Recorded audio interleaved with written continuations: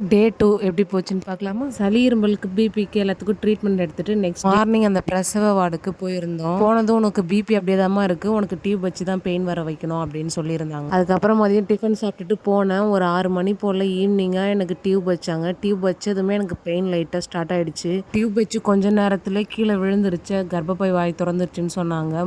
Night ஃபுல்லா அந்த பெயின்ல தான் இருந்தேன். நைட்டெல்லாம் தூக்கமே இல்லை. அந்த வழியில போச்சு. அப்புறம் மார்னிங் வந்துட்டு மறுபடியும் ஜெல் வச்சு இன்னும் பெயினை இன்க்ரீஸ் பண்ணாங்க. எல்லாருக்கும் செகண்ட் பேபி ஈஸியா இருக்குன்னுவாங்க. ஆனா எனக்கு செகண்ட் பேபி தான் ரொம்ப கஷ்டமா இருந்தது. ஃபர்ஸ்ட் பேபி கூட கொஞ்ச நேரத்துல வெளியே வந்துட்டாங்க. பாப்பா ரொம்ப நேரம் ஆயிடுச்சு. ரொம்ப பெயினா இருந்ததுமே வலி தாங்க முடியாம பிரசவ வார்டுக்கு போய் பெட்ல படுத்ததுமே அவங்க பனிக்கூடத்தை உடைச்சி பாப்பா தலை வெளியே வந்ததுமே பாப்பா வெளியே எடுத்துட்டாங்க. அதே ப்ராசஸ் தான் என் ஃபர்ஸ்ட் பேபிக்கு எப்படி பண்ணாங்களோ அதே மாதிரி தான் பண்ணாங்க. இந்த தடவையும் ஸ்டிச்சஸ் போடும்போது எந்த ஒரு மருத்துவ ஊசியும் போடவே இல்லை. கவர்மெண்ட் ஹாஸ்பிட்டலில் உனக்கு இவ்வளோ பார்க்குறதே பெரிய விஷயம் அப்படின்னு சொன்னா கூட இன்னொரு விஷயம் தான் பொறுத்துக்கவே முடியாது. வரவங்க போறவங்க க்ளீன் பண்றவங்க எல்லாருமே அங்கே திட்டுவாங்க. ஏன்னே தெரியாது.